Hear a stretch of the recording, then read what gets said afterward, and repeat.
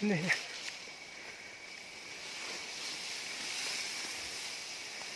Hello anh em nha. Hôm nay mọi người, thế bây giờ là đêm nha, đi bắt con ong đất đây nha. Ong đây.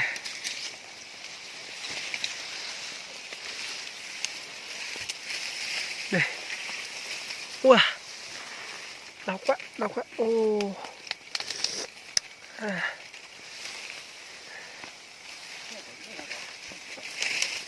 Đây nha.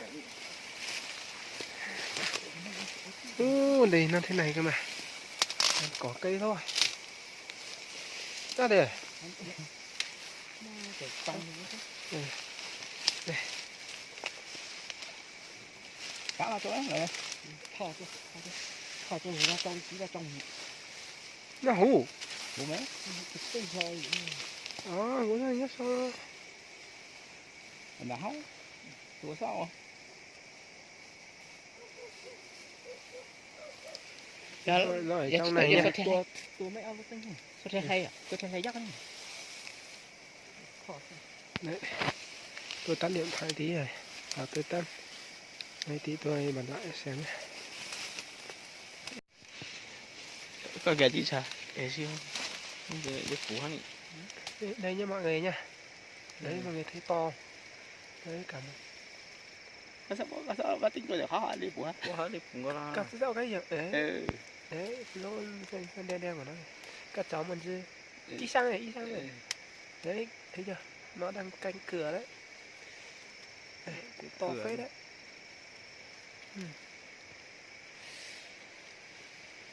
Đây, chuẩn bị làm nhá. À thế hả? Rồi, không chạy đi. Đây toàn cây cỏ thôi. Đấy.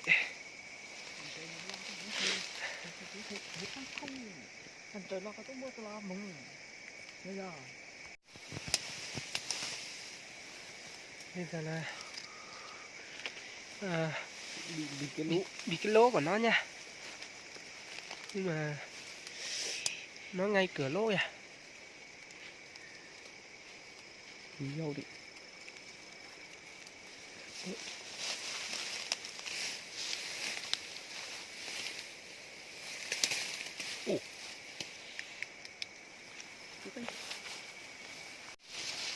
Nên chúng tôi định bịt cái lỗ nhưng mà thấy nó bay ra rồi, không bịt nữa, cho cái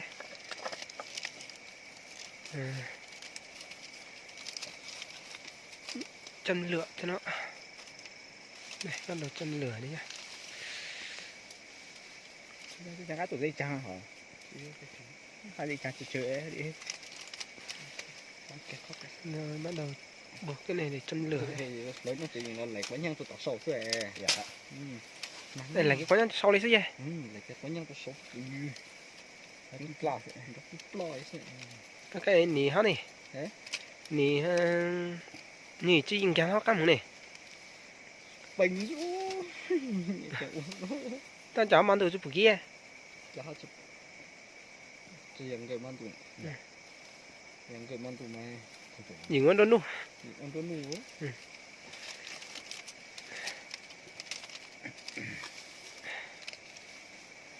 Đây tí là châm lửa cái này vào xong là ném cái dơm này lên trên để cháy này. Nó bay không được ra này.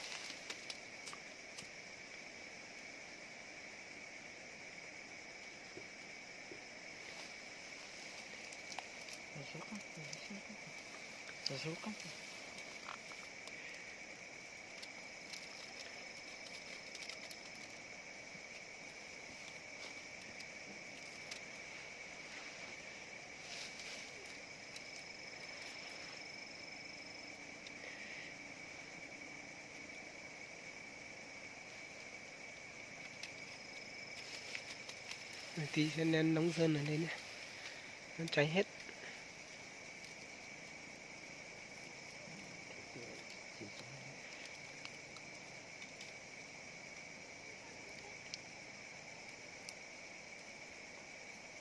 Một tí xui nhá, rau áng này nó khó này. Nhau khả nhà hả nó nhà cha họ tao rồi lấy tao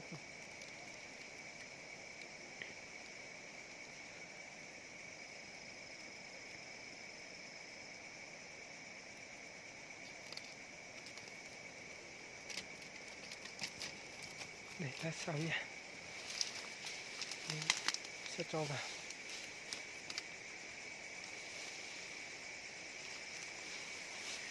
Tôi đứng xa xa. họ giống rồi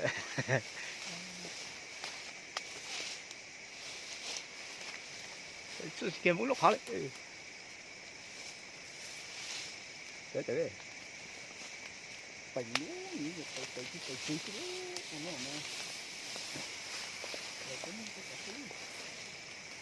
Xin lỗi rồi mà. nó áp anh mà sao có khi sao có tẩu như cái lót rồi Mất tập bắn yêu mà chứ. sắc quá hộ tao tao Tập bắn ấy.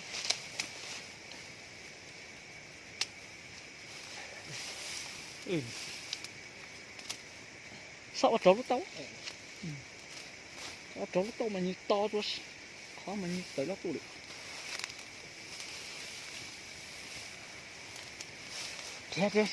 Trẻ.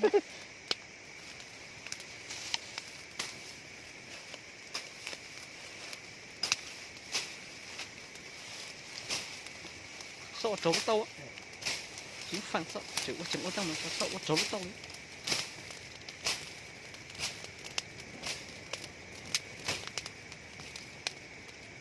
Ui, nhang này các thứ này. Chà, Có luôn á. chà cái lông sót tới cháu cái thì có nhau cho sang pi tính không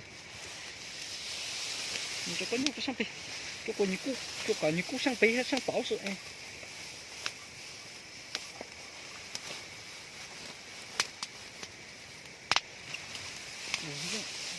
phát thông tin trọng đỡ lúc hết luôn không được con mày lo đấy chứ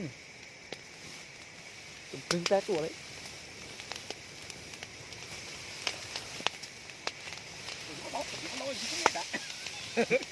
tập cái nhé tập cái chứ mày nó chẳng có tăng là chủ ra sử dụng phua tê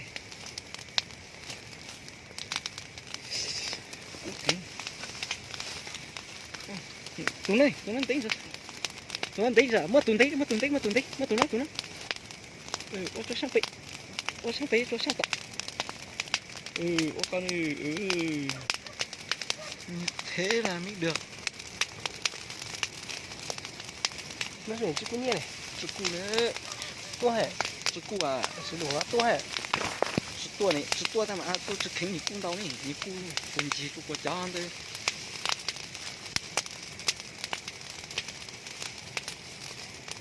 có số chọt lấy lon tao thằng kí Bù đi. thằng yêu có xịt thằng vó nữa Ô, tao. cháu chỉอย่างqua cháu chỉ hay qua em chỉ cái khờ nọ Nó chồng cho chơi thế này.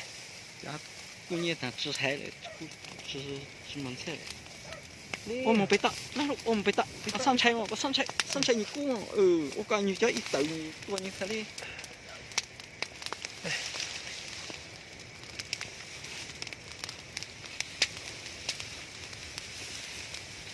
lý hết rồi lý là có hết qua Đi tới tàng.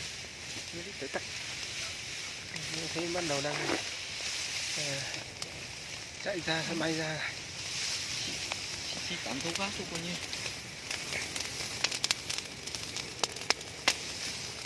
chúa cháu tàu sang tàu khó tàu lo đi dạ xe đậu rồi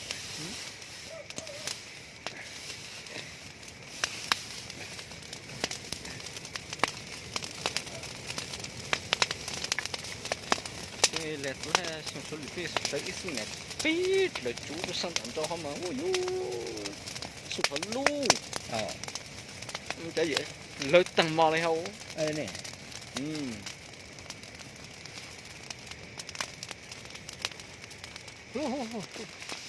chỉ xuất tới lúc pin tị ok chỉ xuất tới nó mà có nhang ta số có như chị rất là chị rất là tuổi có xin rất là tuổi có như sợi cho lo đi Sợi chị nó tốt. Thì nhất cũng nhất là họ sẽ chừng cái nó có tí chiếu lại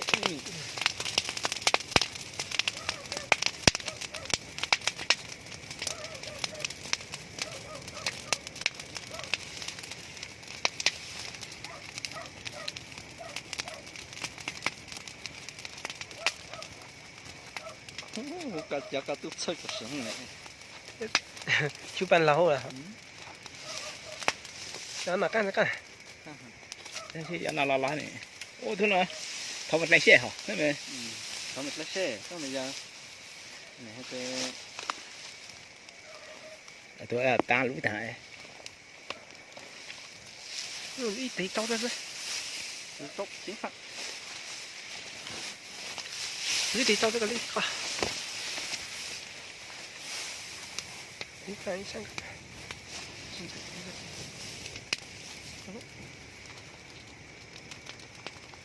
đủ các cái tiền dính hết sắc các con trắng luôn khó cái là khó hả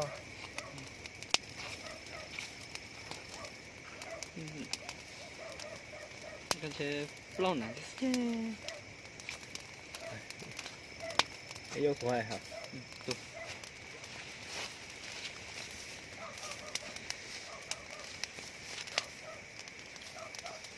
tan chứ mà nuôi à nuôi cứ nuôi bí bú cũng muốn hậu đi không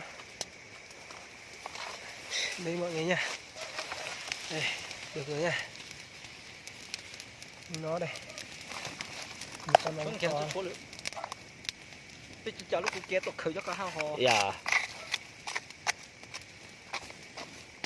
cho cả mấy ít lên như tất sinh nè thế là chính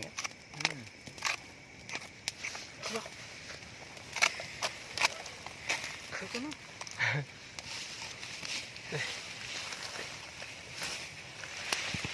giờ tôi xính xính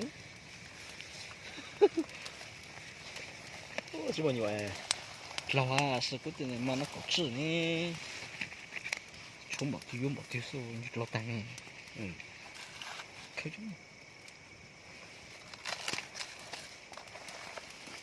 nó ta cái xuống rồi thế lâu tăng cho thiếu cái chó lại ô chỉ nghe nó có chút thôi chỉ nghe nó có chút xe ăn cam thế xe ăn số nào cho ta chỉ khơi cho lâu cái đấy rồi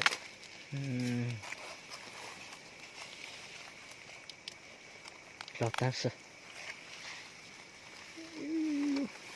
giờ chỉ làm một tí đi chứ quá giờ thì bác cái nào thì phía tán nào chứ đấy nhiều đấy nè bây giờ cố hệ chỉ có chờ lấy lâu này giá chỉ trốn một tí này một đấy chị chơi chén nhiều khai từ cái nào thế thế nào là lão thế mà thế nào là lão làm ở số gì đấy nó cái súng này lâu ấy làm cái sống nó là cái mà làm thế tụi tình gì vậy khởi cho hết ôi giời đây nhiều chưa nhưng mà chị có mấy cái cá máu mua mấy đây nhiều chưa đống này cháy hết rồi để ăn ngon đấy đi nhặt lên ăn thôi nào thì tôi chỉnh canh cá tè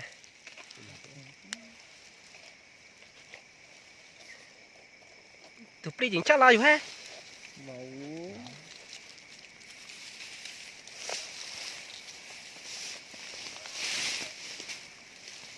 là tăng hú đi chơi cái gì à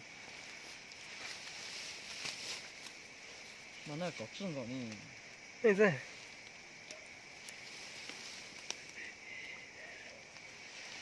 ô nó gì à rồi để xe thì mày bảo rồiต้องแข็งหน่อยเต้ rồi thế nó tăng hú đi dạ là đi lại tôi cho tụi nó sẽ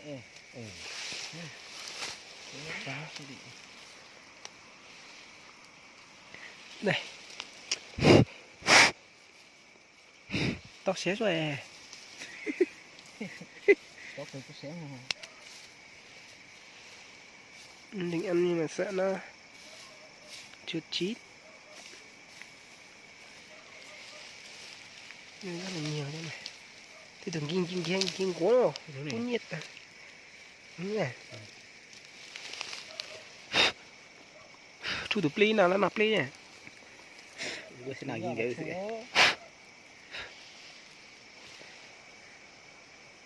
Mới biết. Tập pli có chứ. Này lấy à? Đây. Làm nha. Nó trong cái cua thì cái của họ. nó ít cái xén nữa. Ngon đấy.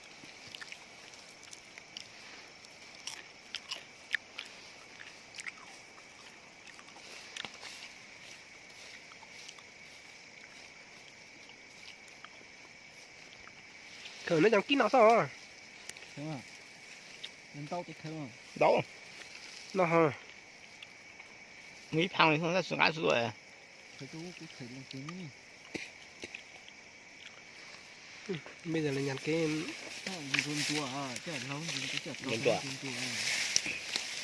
cái này về ăn.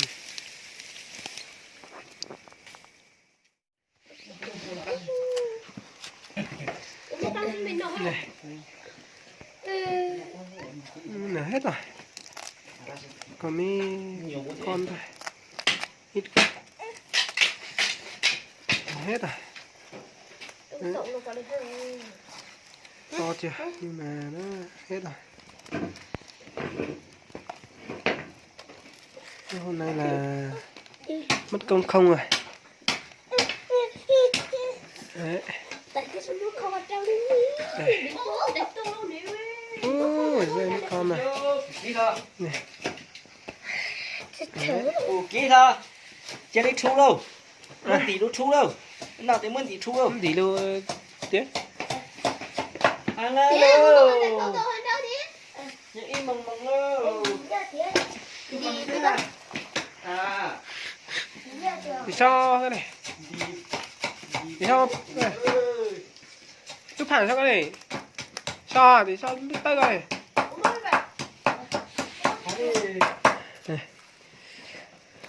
Bây giờ là mất đi ra đây này. tôi sẽ mở ra. Ui, mấy con này non kìa. Ừ. Đấy, mình mở ra. Nó tàu rồi à. Nó ra đi cả. Cái gì? Nấu thế nào? Đấy. Ủa hãy ra khí đi xem á. Đây hãy ra khí đi mới đáo xuống xe. Này. Rất là ít con thôi. Mấy con này này. Mấy con này sắp Con này này. con này cũng vàng vàng này. Sa đen này. Đây. Hả? Sao có đủ có liếu. Nó luôn tán đòi này. Nó tán đòi. Châu, để đâu.